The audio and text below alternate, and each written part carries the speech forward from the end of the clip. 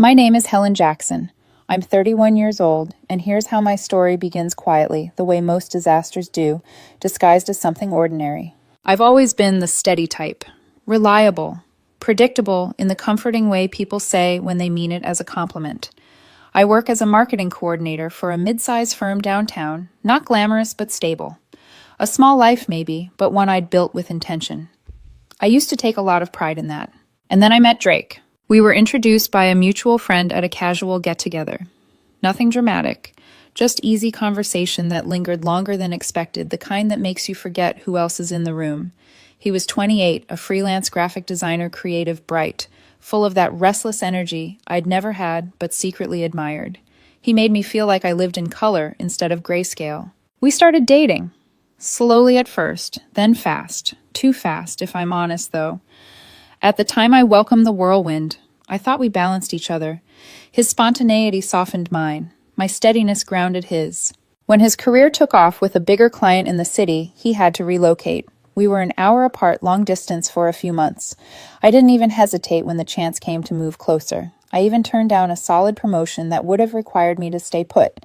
Instead, I searched for work in his area like it was the only sensible choice.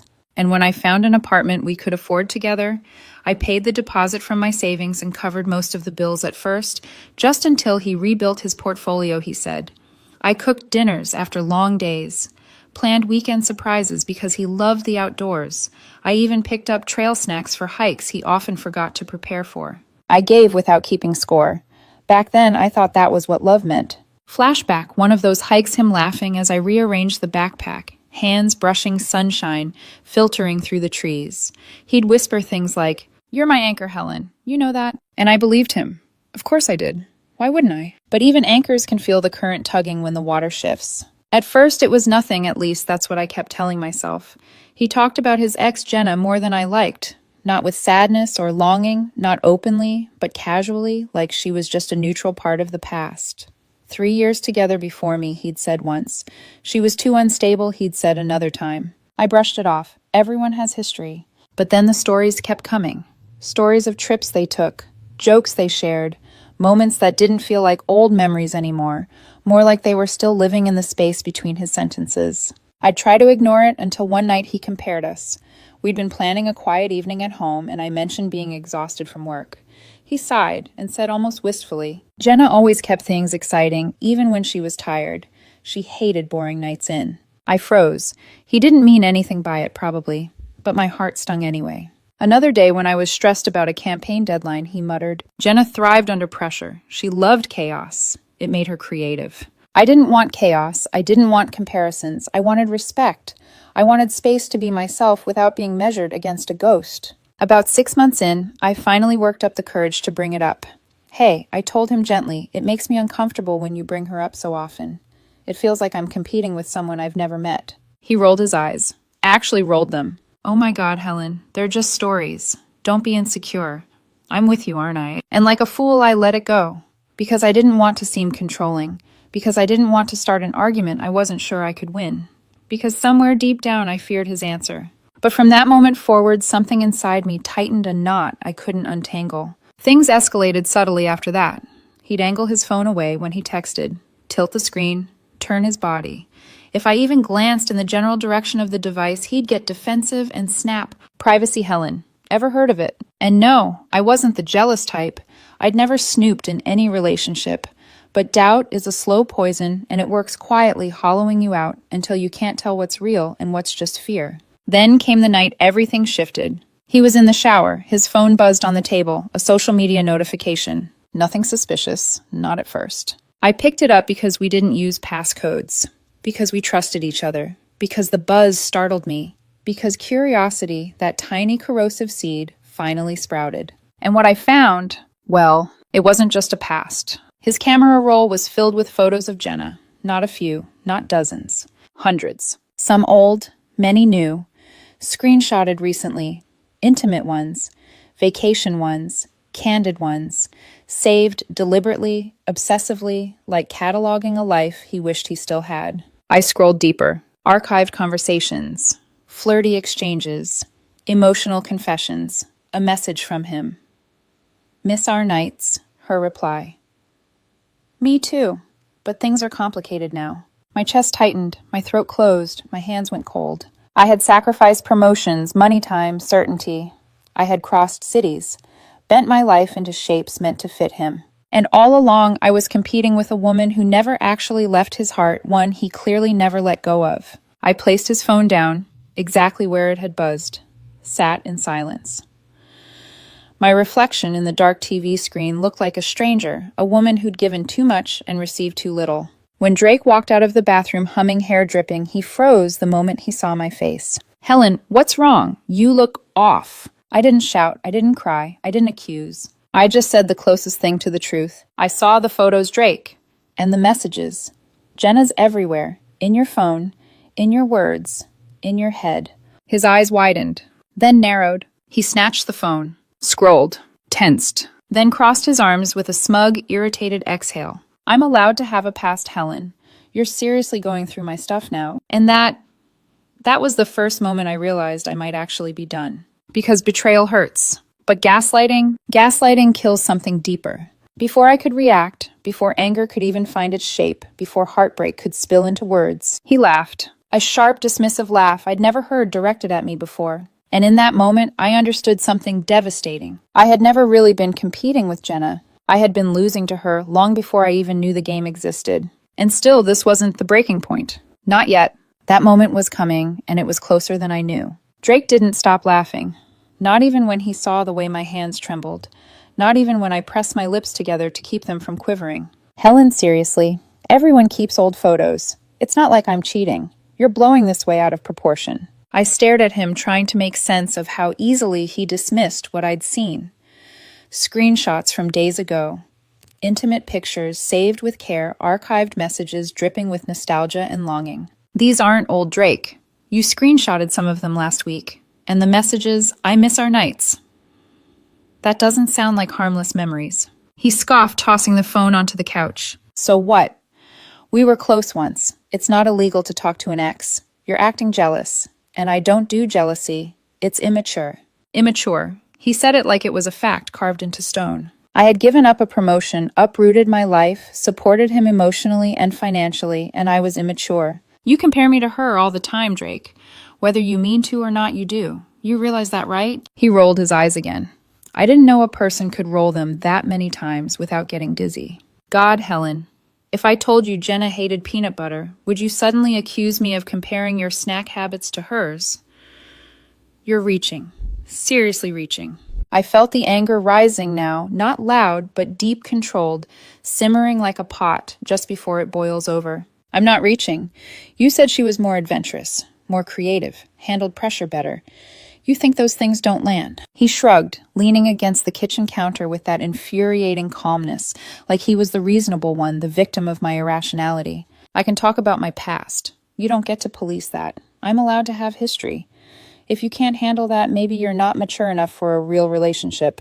There it was again. The twisting, the minimizing, the suggestion that my pain was a flaw. And then he crossed the line. "You know what? If this is such a big deal for you, maybe we need space. I'm not going to be trapped by your insecurities." Something snapped inside me. Not loudly, quietly like a final thread breaking under years of strain. I took a breath, let it settle, and then said calmly, "You're right, you are allowed to have a past." For the first time that night, his expression faltered. "Wait, what? That's it?" "Yeah, that's it." I walked to the bedroom, pulled out a small duffel bag from the closet, began packing. He followed me, still half confused, half amused, as if convinced this was some dramatic performance I would abandon halfway through. "Helen, seriously, you're packing over photos, over some old messages. Grow up. We can talk about this. Delete them if it bothers you that much." "I don't want you to delete them." My voice came out steady, solid, unshakable even to my own ears. "You said you're allowed a past. You made that clear. I'm just respecting what you said." He froze. This wasn't the reaction he expected, not tears, not shouting, not bargaining. He didn't know how to handle quiet resolve. "Helen, come on. Don't be like this. We have a life here. The apartment, our plans, everything. You're really walking out without even fighting for us. What kind of woman does that?" I zipped my bag and slung it over my shoulder. The kind who knows when she's already lost. His mouth opened and closed, searching for a counter-argument he couldn't find. I walked past him, grabbed my keys, and headed toward the door. The silence felt heavy, like the air itself knew something irreversible was happening. Helen, seriously, you're not even going to fight for me, for us. I paused at the doorway, looked back one final time. I've been fighting for us this entire time. You just never noticed. And then I walked out. No slamming, no dramatic exit. Just a door clicking softly behind me, quiet, final, undeniable. I drove to my friend Tasha's apartment and crashed on her couch. She didn't ask for details right away, just handed me a blanket and let me breathe. But sleep didn't come. I lay awake, staring at the ceiling, replaying everything I'd ignored. The comparisons, the stories, the shifting phone angles, the weight of sacrifices he never once acknowledged. For the first time in months, though, beneath the confusion and heartbreak, there was relief. A small, fragile breath of freedom. The next morning, the sunlight through the blinds felt harsh and uninvited, but nothing was harsher than what I saw on my phone. 53 missed calls from Drake. Dozens of texts, voice messages, paragraphs of apologies, paragraphs of anger. I didn't listen to a single voicemail. I silenced my phone, threw it in my bag, and went to work. At the office, I tried to keep my head down. My coworker saw my face when I walked in and whispered, "Rough night, Helen." I just nodded. My voice wasn't ready to shape words yet. By noon, reality finally cracked. Our receptionist buzzed my desk. "Hi, Helen. Sorry to bother you, but there's Drake here to see you. He says it's urgent." My stomach dropped. I stepped into the lobby. There he was in yesterday's clothes, eyes, red hair messy, holding his phone in both hands, like it was the last lifeline left to him. "Helen, please. Why aren't you answering?" "You just left. No explanation. Nothing." I said what I needed to say. His voice cracked. His eyes shimmered. "I deleted the photos. Look, see. They're gone. All of them. I was stupid. I get that now. But don't just throw us away like this. Please, come home. We can fix it." I studied him. The desperation, the sudden clarity, both arriving far too late. "Drake, you told me you were allowed a past. I respected that, and I stepped aside." He shook his head frantically. "That's not what I meant. I didn't want you to leave. Jenna means nothing to me now. I swear. It was just nostalgia. Please. Helen, I love you. Don't walk away." I checked the time over his shoulder. Lunch break was almost over. "I have to get back to work. Take care, Drake." I turned and walked away. No tears, no hesitation. Just the weight of choosing myself for once. Back at my desk, I blocked his number. And for the rest of the afternoon, something strange happened. I felt lighter. Not healed, not whole, but free. And freedom after living in someone else's shadow is intoxicating. Little did I know, though, Drake's downfall was just beginning. And he wasn't going to let me go quietly. Blocking Drake's number should have felt cruel, but it didn't. It felt necessary. That night, after the chaos of the day settled, I finally let myself breathe. Deeply. Fully. For the first time in a long time, my lungs didn't feel like they were fighting for space beneath someone else's expectations. I opened my laptop and began apartment hunting. Not obsessively, just enough to feel like I had direction again. Tasha hovered nearby, offering quiet support the way real friends do. No pressure, no judgment. "Whatever you decide, Helen, make sure it's for you." For me. Such a simple idea. Such a foreign one after 2 years of bending myself to fit Drake's life. Over the next week, I focused on rebuilding my routine. Work became a refuge, campaigns, deadlines, meetings. Structured and predictable. A rhythm I could count on when everything else felt like shifting sand. But the silence from Drake's end didn't last. Mutual friends, coworkers, even distant acquaintances began trickling in with whispers, updates, warnings. "Helen, Drake's a mess. He's asking around about you.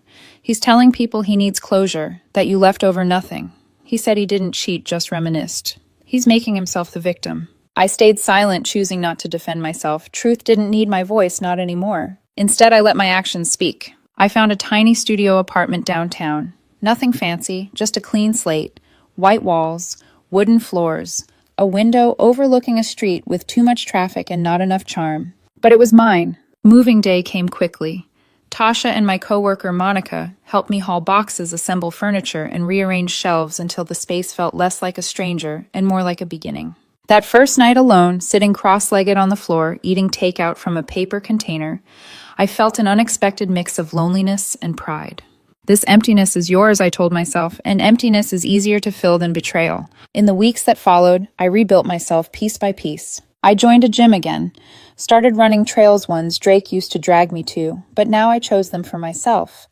reconnected with old friends I'd quietly drifted from during the relationship, said yes to after-work drinks, said yes to weekend plans, said yes to myself. The weight of being compared to another woman, of feeling like the stand-in, the backup plan, slowly loosened its grip on my chest. One afternoon, after a particularly intense presentation at work, my boss pulled me aside. "Helen, you've been on fire lately. I want you leading the next client account. And I'm putting you up for senior coordinator. You've earned it." I blinked, stunned. I had turned down this exact trajectory a year ago when I chose Drake City over my own career. Now it was coming back to me on my own terms. When I stepped outside into the crisp air afterward, I felt lighter, taller, like the universe was finally shifting into place instead of resisting me. Meanwhile, Drake was falling apart. The first hint came from a mutual friend, Alex, who texted me. "He moved in with Jenna. Just thought you should know." I stared at the message, not shocked, not heartbroken, just tired. It made sense. He'd practically kept her ghost in our living room. Why wouldn't he return to the source? But the next message came 2 weeks later. "They're already fighting, like really bad. She's unstable. You dodged a bullet." Then she drained his bank account. He lost 2 clients. She kicked him out. He's staying with a friend for now. Says he ruined everything. I didn't respond. I didn't engage, but I read every message. Not out of longing, but closure. This was the consequence he thought he was immune to. Then came the voicemail. Not from his number, he was blocked. From an unknown one, late at night. I shouldn't have answered, but curiosity is a stubborn thing. "Helen, oh God, Helen, please." His voice was slurred, thick with alcohol, desperation, or both. "Jenna. She's insane. She used me, cheated, screamed at me. I should have listened to you. I miss you. I miss us. Please, let me come over. We can fix things. I'll delete everything. I'll cut her off forever. Just answer me. Please." I sat on the edge of my bed, staring at the floor, the phone pressed to my ear, like it was glued there. I didn't say a word. Not because I was cruel, but because I was done. When he paused to breathe, his tone shifted, anger bubbling through the cracks in his voice. "You know what? Fine. Ignore me. You're cold. You never cared. Jenna was right about you. You're boring, predictable, nothing without me." Ah, there it was. The truth behind every apology he'd ever given. I hung up, blocked the new number, turned off my phone without hesitation. Silence flooded my apartment again. But this time it didn't feel empty. It felt clean. Over the next month, I continued healing quietly. I cooked for myself, decorated my little studio, went to brunch, read books I'd ignored for years, took solo hikes that made me feel brave and capable and whole. I also went on 2 casual dates, a coworker's friend, and then someone I met at the gym. Nothing serious, nothing rushed, just reminders that I was more than Drake's shadow. Each time I felt myself return a little more to who I'd been before comparisons, before manipulation, before emotional erosion. I wasn't Drake's girlfriend anymore. I was just Helen, and that was enough. But despite all the progress, whispers about Drake didn't stop. He lost another client. He moved out again. Jenna kicked him out twice now. He's spiraling, drinking, lashing out.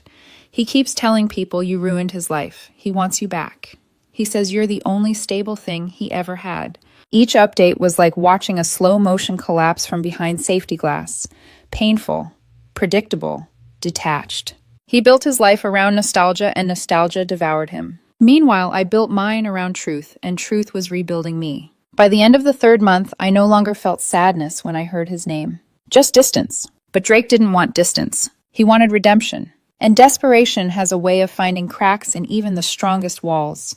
This time it would find me somewhere public, somewhere crowded, somewhere he thought I couldn't walk away.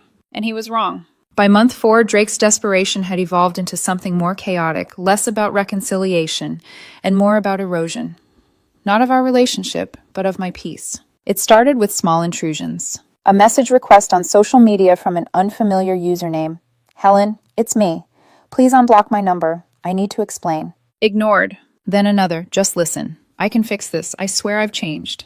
Deleted. Each attempt felt like a hand reaching out of the grave of our relationship, clawing at the life I was building for myself. I strengthened my boundaries. He doubled down on breaking them. The first wave of pressure came from his best friend Marcus, a man who had always worn smugness like cologne. He called me from an unknown number. I answered because my job sometimes required it. "Helen, seriously, what the hell is wrong with you? Drake's falling apart." I sat in silence, letting him continue. He's drinking. He's losing clients. He keeps saying you dumped him over stupid pictures. You need to talk to him. Be mature about this. My jaw tightened. Marcus, please don't call me again. My relationship with Drake is over. Over. You two were together 2 years. You just walk away. Yes, when staying costs more than leaving, you walk. Wow, heartless much. No wonder he went back to Jenna. I hung up, blocked the number. The old me might have cried. This version of me didn't flinch. Then came the second wave, Drake's mother, a woman who used guilt like a scalpel. She called me from her landline, her voice almost theatrical in its trembling disappointment. Helen, dear, I heard what happened. Drake is devastated. As someone who loved him, you owe it to him to talk. Family doesn't abandon family. He isn't my family. After everything you two shared, really so cold. Mrs. Langford, with respect, I need you to stop calling me. She sighed as if I were a misbehaving child. Young women these days throw relationships away like cheap jewelry. If you had more grace. I hung up before she finished. Blocked the number. I didn't owe Drake grace. I owed myself peace. The third wave hit harder because it came from someone I once respected. Sarah, Jenna's sister. We'd met briefly at a holiday event long before things fell apart. She'd been pleasant then. Apparently that was temporary. She confronted me in person, appearing outside my office lobby like she'd been waiting. Helen, we need to talk. Her arms were crossed. Her expression was sharp. About Drake. I took a small step back. I don't talk about Drake anymore. Well, maybe you should. My sister isn't doing well because of him, and you're partially to blame. I blinked, stunned. Excuse me. She took a step closer. You walked out on him. He spiraled. He crawled back to Jenna, and she wasn't ready to handle him again. Now they're both a mess. If you had stayed. In a relationship where I was compared to your sister every day, in one where he was messaging her behind my back. She faltered, just for a moment. But then the superiority returned. You were jealous, overreactive. He told us everything. Jenna said you snooped through his phone like a psycho. My voice stayed level. Tell your sister to stop talking about me. Tell Drake the same. This conversation is over. Sarah scoffed. You think you're the victim? Please. You left him for dead. I walked away before she finished. I refused to let a stranger rewrite my truth. The emails began the next week. Drake's first one arrived in the early hours of a Tuesday morning. The subject line, please read. Part of me almost didn't. But closure, real closure, sometimes requires seeing the ghost behind the curtain. The email was long, apologetic, desperate. I hit rock bottom. Jenna used me, lied, stole from me. I'm drowning, Helen. You were the only good thing in my life. Please. Please come back. Let me show you I'm better. I'll go to therapy. I'll block Jenna everywhere. Just give me another chance. I exhaled softly. It hurt to read, not because I wanted him back, but because I could hear the sincerity beneath the chaos. But sincerity doesn't erase damage. I closed the email, didn't reply. His second email came the next day. No apology this time, just anger. Wow. Ignoring me. Really mature, Helen. I guess all that talk about loyalty was fake. Jenna was right about you. You only look stable. Underneath you're cold, small. I hope you enjoy your perfect little lonely life. I read the words calmly, because for the first time they didn't stick, didn't pierce, didn't even bruise. I deleted the email, emptied the trash folder, blocked his address. And just like that, another door closed. But the final wave was the biggest. It arrived through a mutual friend who had always remained neutral even during the breakup chaos. Alex. He texted me late one night. Hey, sorry to bother you. You should know Drake is planning to talk to you at my birthday thing this weekend. He says he needs closure, and he's not taking no for an answer. My stomach tightened. Not with fear, with annoyance, with exhaustion, with the sharp awareness that Drake had reached a point where boundaries meant nothing to him. But I refused to hide. I had built myself back up, piece by piece, breath by breath, brick by brick. If he wanted closure, then he would get it. On my terms. Not his. Not Sarah's, not his mother's, not the ghost of Jenna. Mine. Because I was done being compared. Done being guilted. Done being the emotional sponge for a man who had never once taken responsibility for the mess he created. The rooftop party would be the final chapter. Not a reunion. A reckoning. Alex's birthday party fell on a Saturday night, one of those early summer evenings where the air feels warm but restless, like it knows something is about to happen. I thought about skipping. God knows I had every reason, but avoiding Drake felt too much like giving him power he no longer deserved. I wasn't that woman anymore. I had rebuilt myself from dust, and this would simply be the moment I closed the book. Besides, I wasn't going alone. Over the last month, I'd grown closer to someone new. Daniel, a coworker who'd started as a quiet presence in my life and slowly became a steady warmth. Not a boyfriend, not yet, but a possibility. A reminder that emotional safety didn't have to be earned through sacrifice. He'd offered to come with me. I said yes. When we stepped onto Alex's rooftop, the city lights glittered around us like scattered fireflies. String lights crisscrossed above the crowd. Music thumped lightly in the background. Laughter rose and fell in waves. People mingled with drinks in hand. It felt normal, comfortable, uncomplicated. Until I saw him, Drake, standing alone near the bar. Thinner, disheveled, eyes hollow, darting around the party like he didn't belong in any life anymore. Not Jenna's, not mine, not even his own. He hadn't seen me yet, but when he did, everything in him shifted. His posture stiffened. His drink lowered. His eyes widened, not with hope exactly, but with desperation trying very hard to disguise itself as hope. Helen. My name left his mouth like it hurt him. I felt Daniel glance down at me, waiting for a cue. I've got this, I whispered. I stepped forward calm. Drake moved toward me quickly like he feared I'd vanish if he hesitated. He stopped a couple feet away, eyes glossy, breath uneven. Hey, I didn't expect you to come. His voice cracked mid-sentence. I didn't respond. I waited. He swallowed hard. Can we talk somewhere private, please, Helen? Just 5 minutes. 5 minutes, that's all I'm asking. The crowd around us buzzed with laughter and music, but the space between us felt suspended like a bubble about to pop. We can talk here, I said softly. I don't need privacy with you anymore. His face faltered. Okay, sure. Here is fine. He rubbed the back of his neck, shaking slightly. Helen, I've hit rock bottom. I know you've heard things. And yeah, most of them are true. Jenna was a disaster. She used me. He stopped, voice tightening. I messed everything up. I know that now, and I know I hurt you. God.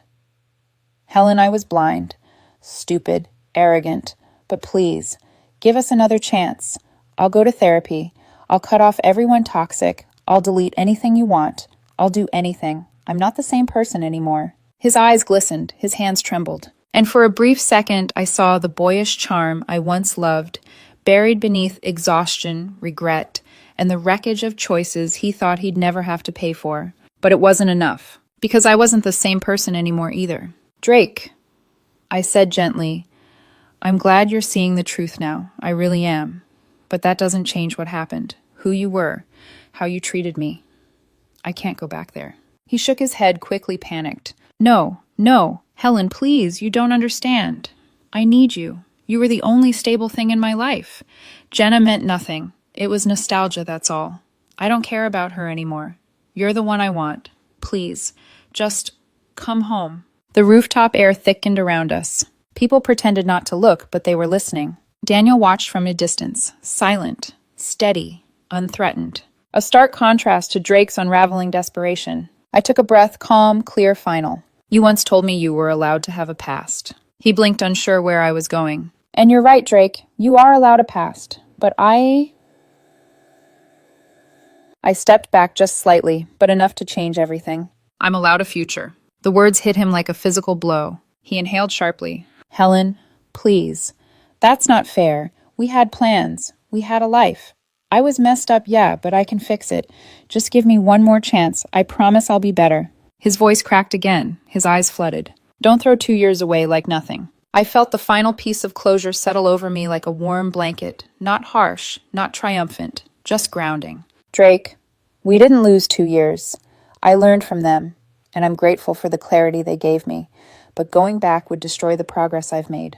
He closed his eyes, jaw trembling. Helen, please, I'm begging you, don't walk away. The sadness in his voice was real, but real didn't mean right. I'm not walking away, Drake. He opened his eyes again. You already let go.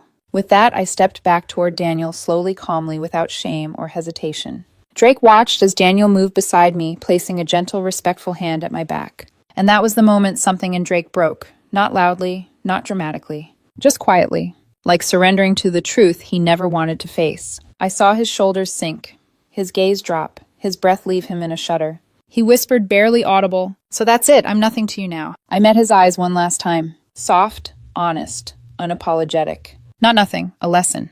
A flicker of pain crossed his face. Move on, Drake, please, for both of us. And then I turned away. Not rushed, not fearful, just ready. Daniel wrapped an arm around me, not possessively, but supportively. You okay? He asked quietly. I nodded. I am now. We rejoined the party. People laughed again. Music drifted overhead. The city lights glowed around us like a promise. Behind us, Drake stood alone at the bar. A fading chapter, a quiet ending, a life I no longer needed to carry. That night, when I went home to my small sunlit, imperfect studio apartment, I realized something beautiful. Healing doesn't come when someone apologizes.